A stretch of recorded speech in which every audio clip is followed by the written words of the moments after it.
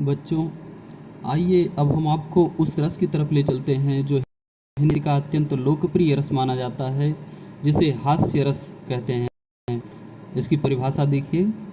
किसी व्यक्ति की विलक्षण आकृति, चेष्टाएं, विचित्र स्थिति, वेशभूषा एवं वाणी ये तो सुनकर व देखकर हृदय में जो विनोद का भाव उठता है उसे हास कहते हैं।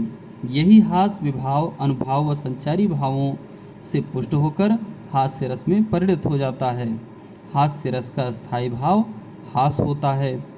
हास्य रस की 6 दशाएं होती हैं: स्मित, हसित, विहसित, उपहसित, अपहसित और अतिहसित, जो कि हास्य की निम्नावस्था से लेकर के उच्चावस्था तक व्यक्ति को पहुंचाती हैं।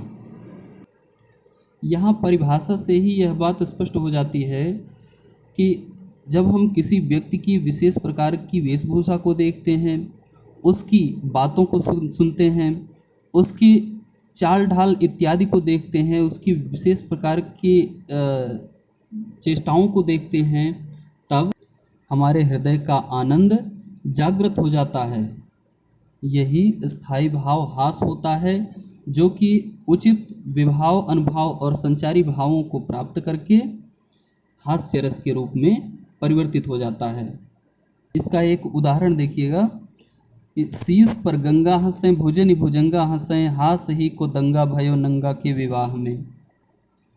इस उदाहरण में शिव जी के विवाह की बात की गई है। जिस समय शिव जी का विवाह हो रहा था, वे अर्धनग्न स्थिति में थे। उनके शरीर की रचना ही बड़ी विचित्र थी, जिसको देख करके हर कोई हंस रहा था। यहाँ तक कि शिव जी की जटा में स्थित गंगा जी हंस रही थीं। शिव जी की भुजाओं में लिपटे हुए सर्प भी हंस रहे थे और वहाँ उपस्थित हर व्यक्ति हंस रहा था। इतिहास का ही वातावरण स्थापित हो गया था। आइए स्पष्टीकरण के आधार पर हम देखते हैं कि उक्त उदाहरण में हास्य रस का सृजन किस प्रकार से हुआ है। उपर्युक्त उदाहरण में स्थायी भाव हास है।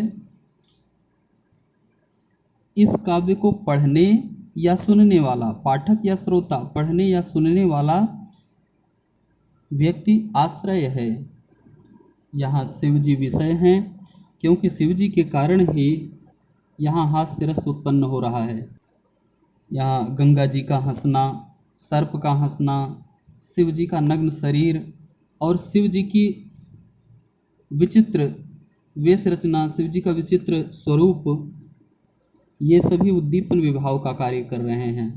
क्योंकि किसी भी व्यक्ति को हंसते हुए देख करके अन्य किसी व्यक्ति के हृदय में हास्य का उत्पन्न होना स्वाभाविक सी बात है।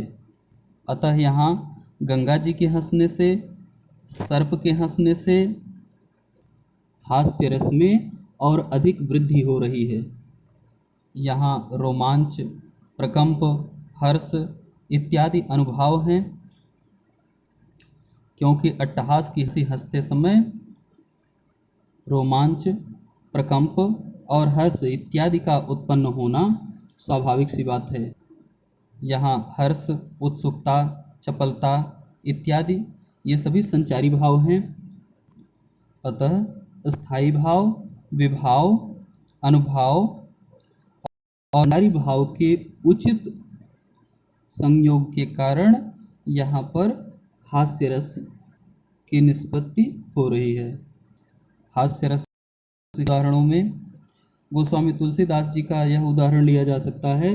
विंध्य के वासी उदासी तपोव्रतधारी, महाबिनु नारे दुखारे, गौतम तीय तरी तुलसी सुकथा सुन भे मुन वृंद सुखारे, हुए हैं शिला सब चंद्रमुखी, परसे पदमंजुल कंज तिहारे, किन्हीं भली रघुनायक जो करुणा करि कानन को पगधारे।